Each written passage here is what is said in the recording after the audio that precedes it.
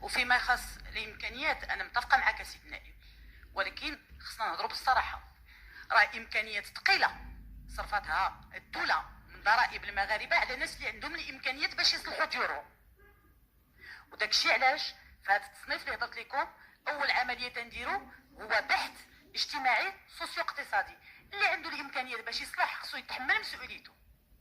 انا فاش جيت ندير الجرد لقيت واحد المجموعه ديال الديور في سلا، ناس عندهم امكانيات ولاباس عليهم وعائلات معروفه ولاباس عليهم، والدوله تجي تصلح لهم. فين العداله الاجتماعيه؟ فين العداله الاجتماعيه؟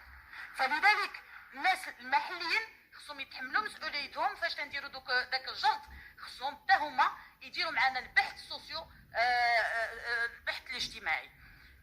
سيد الرئيس، دور دقه تجي في الرئيس في هذا القانون.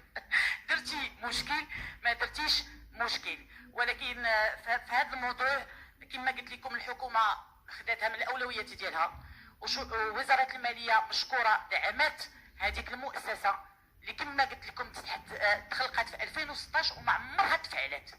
اول مجلس اداري كيوضع واحد الروحيه وتياخذ بعين الاعتبار هذه المعطيات. وما وقع في الدار البيضاء اولا تنقدموا التعازي ديالنا لهذوك الناس اللي توفاو الله يرحمهم. هما وقعوا جوج الحديدات في الدار البيضاء.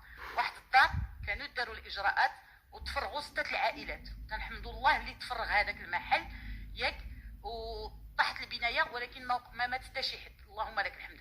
الدار الاخرى توفى فيها جوج الناس، مع الاسف كانوا مخالفات، وكانت التوصيه من طرف الوزاره باش هذيك البنايه خصها تفرغ.